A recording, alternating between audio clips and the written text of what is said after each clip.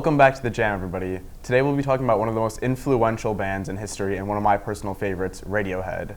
We'll be talking about the band's three most critically acclaimed albums, OK Computer, Kid A, and In Rainbows. To start, Jess, what are your thoughts on OK Computer? I think it's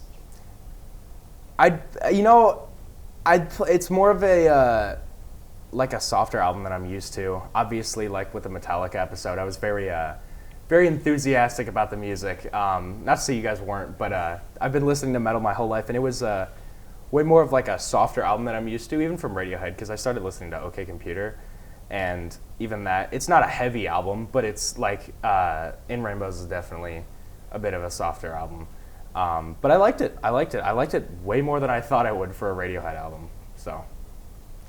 I mean, honestly, I get where you're coming from, being more of like a metal type person. But I mean, I think there's some like really like rough elements to OK Computer. Like, I mean, we could talk about like the guitar solo on Paranoid Android, or like Electioneering is kind of like a harsher, more like exciting, I would guess, song. I don't know. What do you think about it, Egan? Well, when the band formed originally, they were more in that like grunge and alternative rock scene, which is kind of why they were still carrying over like their more rock-based aspects in 1997 for OK Computer, and that's why you can hear on those albums or on those songs that you mentioned, it really still has that kind of sound to it.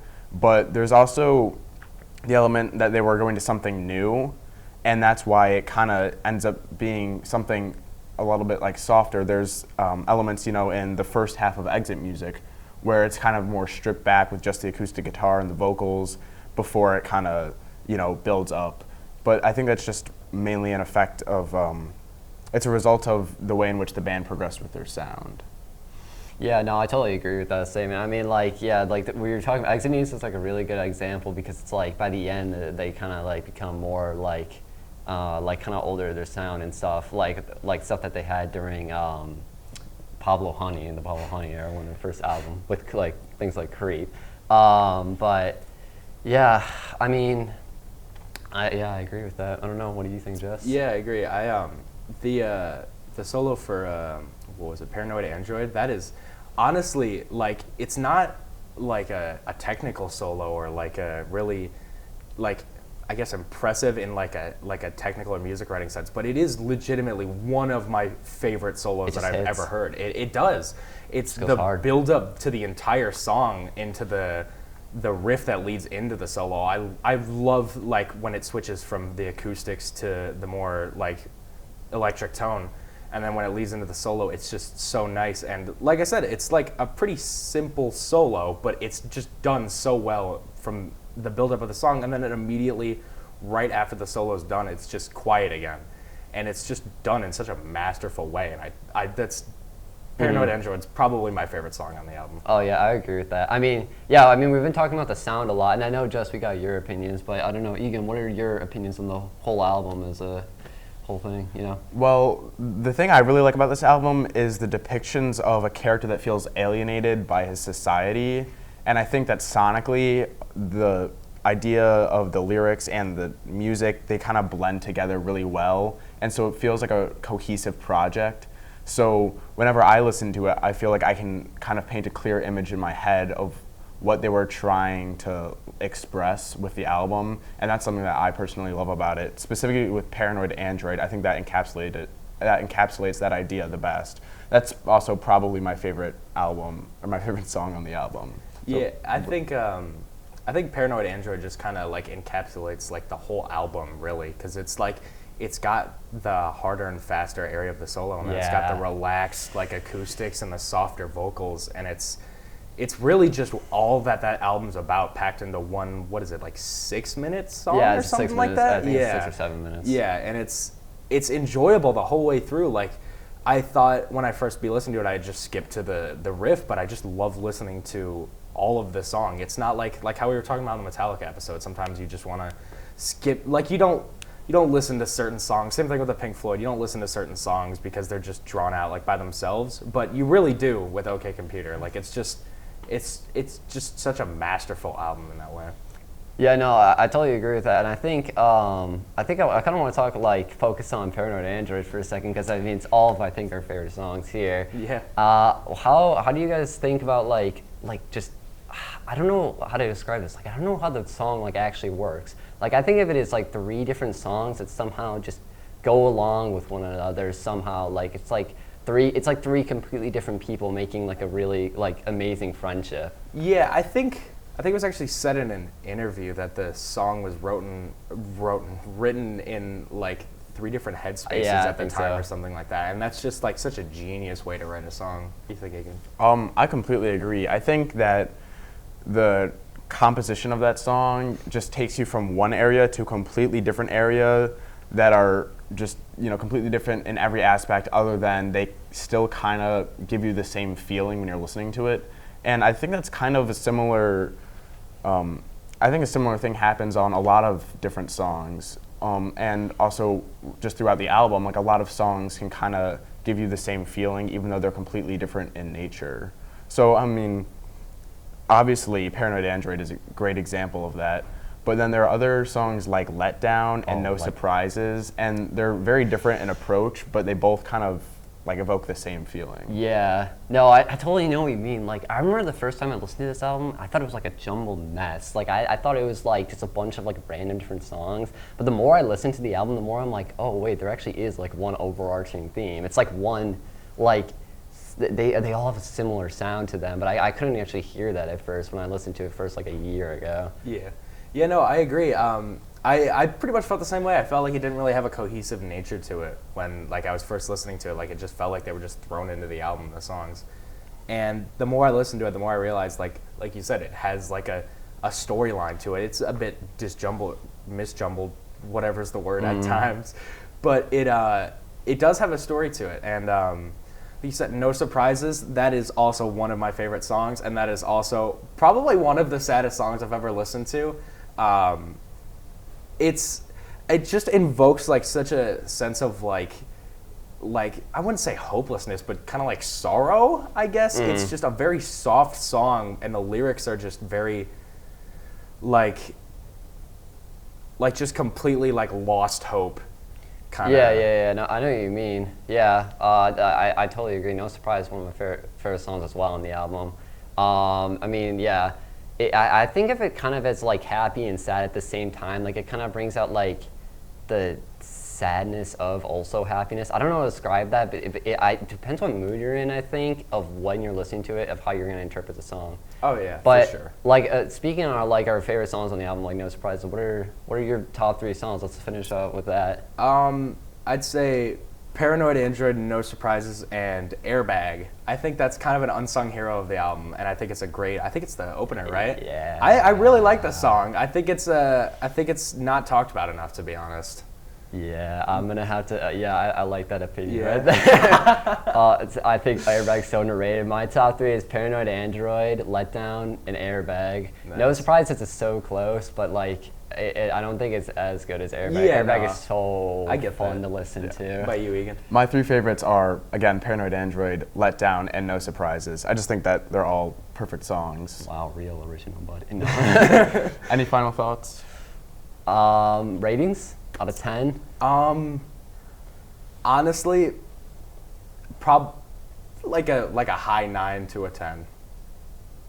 Wow. No, I'm joking. No, What do you think, tough guy? I think a perfect 10. I've listened to that album 100 times. I'll listen to it another 100 times. Okay. I agree, also a high 9 to a 10. All right, well, thank you for watching that segment of the episode, and we'll be back with Kid A after a short break.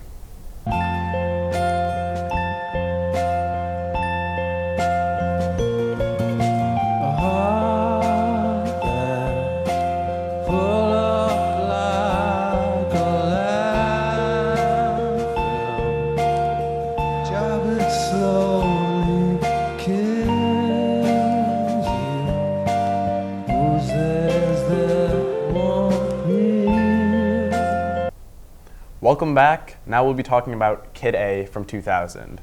Matthew, what are your thoughts on Kid A? I like Kid A. Like what kind of? No.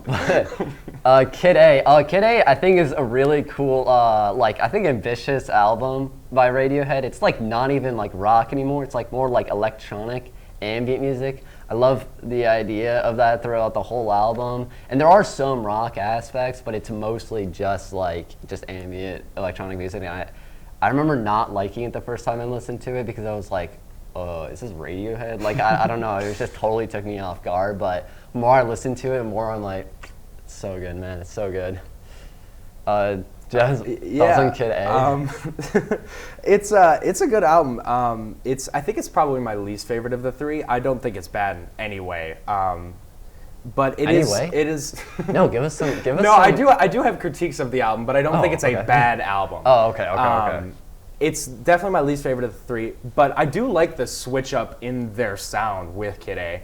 It's definitely a deviation, like you were saying. Like, is this even Radiohead? That's pretty much my exact thoughts when I was first listening to the album. And I'm gonna be honest, I do need to give the album more listens. I have listened to it multiple times, but I feel like I haven't really like given it the mental thought it needs. But from what I have listened to, it's an interesting album, like you said. It's definitely ambitious for sure, and I think there are some aspects that work pretty good. Mm-hmm. So. With the thing about not listening to enough times, don't worry about that. Like, I don't even think I've listened to it enough times. Okay, like fair enough. I've started to even like songs like Tree Fingers recently. Like I keep re-listening to Kid A. I'm like, oh wait, this song is actually so good. I was actually talking to Egan about Tree Fingers the other day. Really? It's actually, isn't it so good, bro? I love Tree Fingers. Tree Fingers is like there's no words. It's just like ooh, the whole time, but it's a masterpiece. Like, come on. That's fair. Yeah.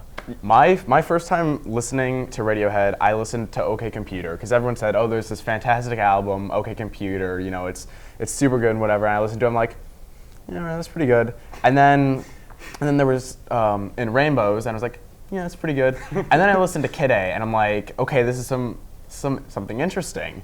And so I kind of actually like paid attention to it, and I was like, this is really cool. And the only song that really stuck out though was Tree Fingers. What? Wait. And I was like, Tree Fingers is fantastic. Wait, the first time you listened to it? So I was listening to Tree Fingers all the time. Are you being genuine right now? Yeah, I listened to Tree Fingers all the time before I got into Radiohead. I was like, this is a fantastic song.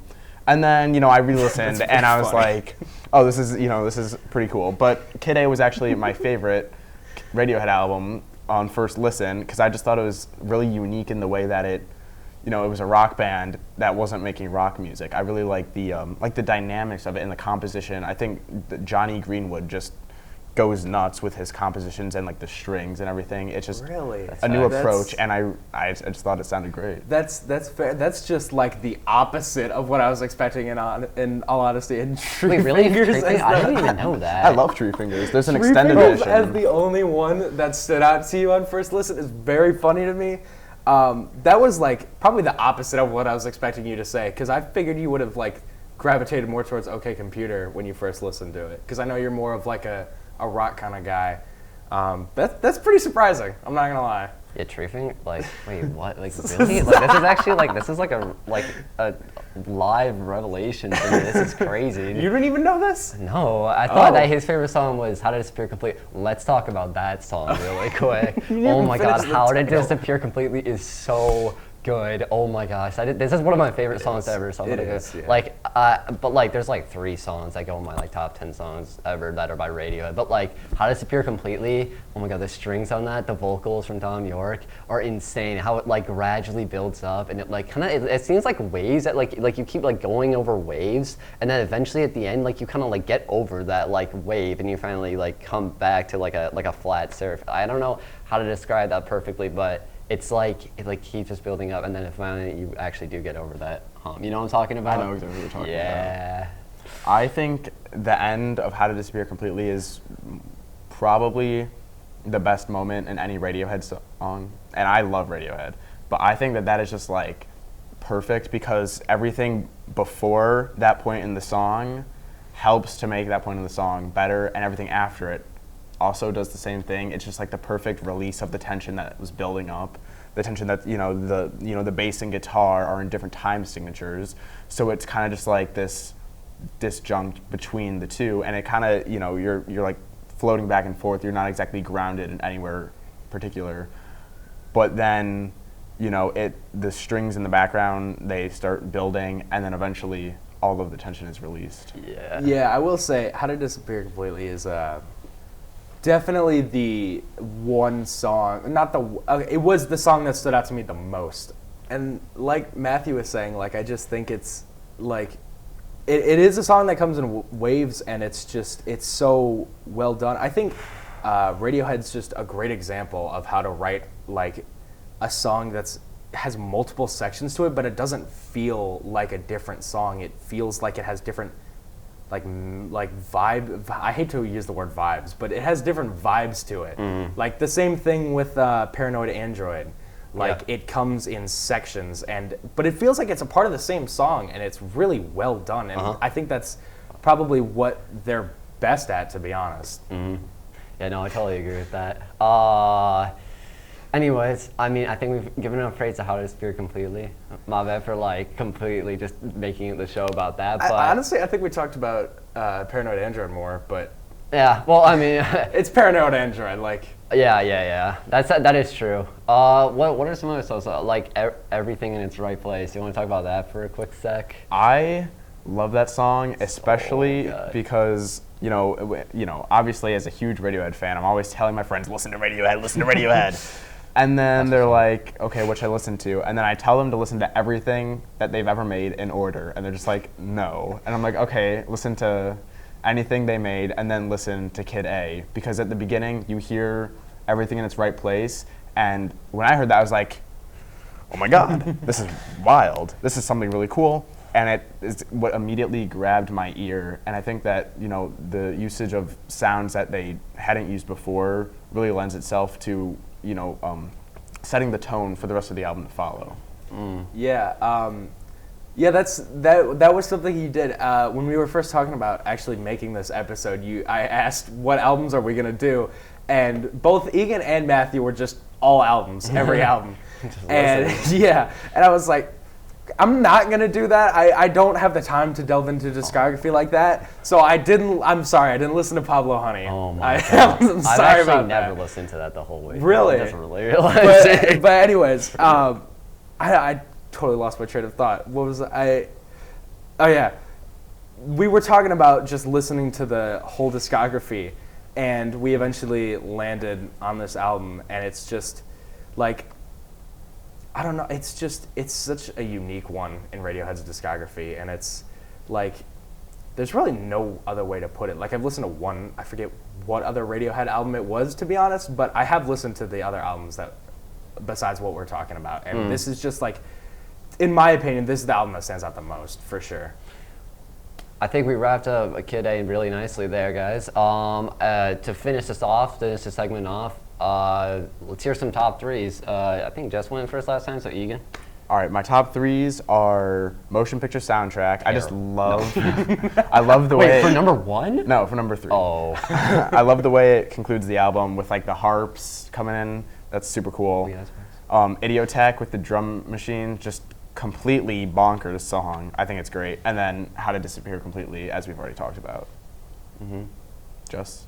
Probably How to Disappear Completely, Idiotech, and I don't really know, like, because those are the two songs that stand out to me the most, but like, all the other songs are great, but like the best, I can really like think of those two. Like, those are just the most important songs on the album to me. Like, I can't really compare any other songs to those. That's I don't know. fair. Mine's really similar to Egan. At third, I have. I'm actually really struggling here. Probably Everything in Its Right Place. That's probably my third favorite. And then, but my second and first, same as you guys. Idiotech at second, and How to Disappear Completely first. Yeah. Fair enough. Final ratings of the album, guys? 10 out of 10. 10. 10 as well. I'm gonna be bold here, and I'm gonna say like a high 8. I'm sorry about that. Can we kick him? I Can we do that? I saw the look in your eyes as soon as I said that. Like, oh my God. No, that makes sense. No, I'm just joking. It's a very different type of album. It is. Yeah, no, that makes sense. That's probably what I probably gave it lower the first time I listened to that. So Fair yeah. enough. All right. That concludes our Kid A segment, and we'll be back for their 2006 album, In Rainbows. See you guys after the break.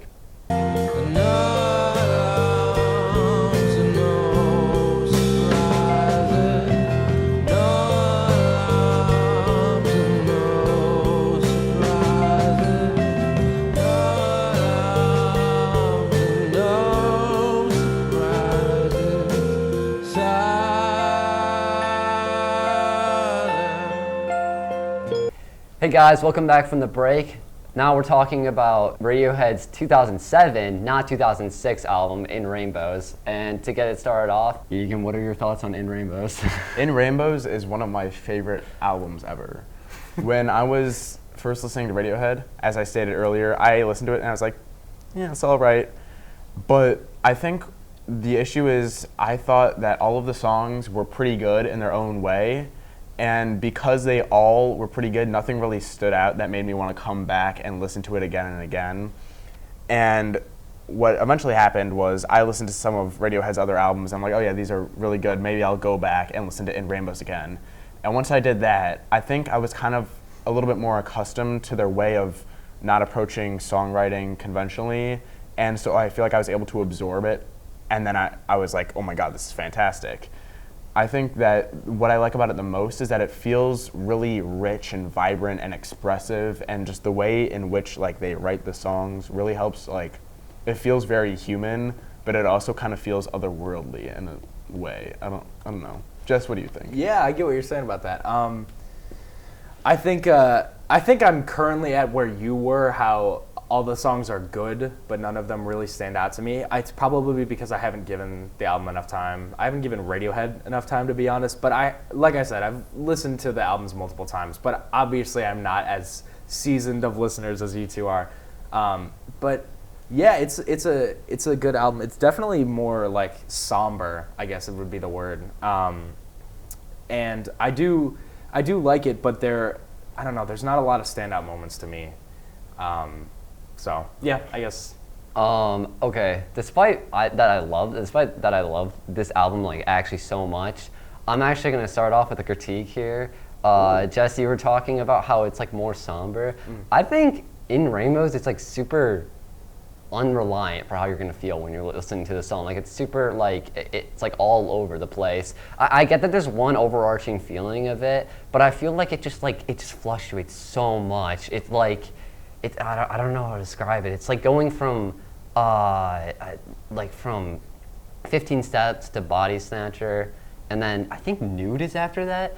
Body Snatchers and Nude are two completely different songs. They have no place being next to each other. I don't get it at all. I mean, maybe there's something I don't understand, but like I've listened to the album a bunch of times, and I actually love both of those songs. I'm not like trying to attack Nude or Body Snatchers, but I don't see why they're next to one another. Yeah, no, I get that. I feel like that's kind of the same critique I had with Ride the Lightning. Like it was like, it just feels very disjointed at times, and like honestly, you couldn't have put it better. Like it fluctuates so quickly. You kind of have a hard time of like processing what's going on before bam, you're in like the next feeling entirely. So what do you think about that, Egan? I think that Oh boy. the track Gonna be list, mad at me for this one. the track list is very interesting because on the one hand, you know, it can really benefit the album to have some similar ideas close to each other in the track list. But also with this album, everything is kind of all over the place, at least musically. I mean, like, you know, like you said, Nude is very different from Body Snatchers, especially the ending of Body Snatchers, or a song like Jigsaw Falling Into Place, or 15 Step. Like, those are all completely different songs. But I think they kind of had to, like, sprinkle in the songs throughout and mix them all together. Otherwise, what would have happened is, you know, if you put, say, House of Cards, All I Need, Videotape, Nude, and Faust Arp, like, all Right next to each other, you know, you're kind of just like, wow, this is, like, It'd be like really hazy almost, and it'll get you into one mindset, and then you go into all the other songs and you're like, okay, this is something completely different. So I think by mixing it all up and kind of shuffling it around, it helps to make the album feel not like two separate parts, but it does make it feel like it's not exactly one idea. Yeah, that's actually a really good point, though. I think if that were to be the way they was set up with all the same similar sound, like sounding songs, similar sounding songs next to each other, can't talk. I think it would be like two different albums. Like I think they would release them as two, just like it would be like side A and side B. But like, I don't know, it would be, yeah, it would be really interesting. But I don't think I would like it as much then. Yeah, don't kill me, Egan, but I think man. I don't kill people. I understand where you're coming from when you say they kind of had to sprinkle in tracks, but to me, I don't think that's a good enough reason as to why the album feels disjointed. I think if the album did have like more of like a like a more consistent feel to it, I could understand that, and maybe you throw in a song here or two there that kind of throw it off a little bit. But I feel like there's no consistency in the feeling of the songs to me, and I think that's probably one of my biggest problems with the album is just the disjointedness of it. And like I was talking about earlier, this is my same problem with a lot of albums like Ride the Lightning, and it's yeah, I don't know, it just feels too disorganized at times even for a Radiohead album.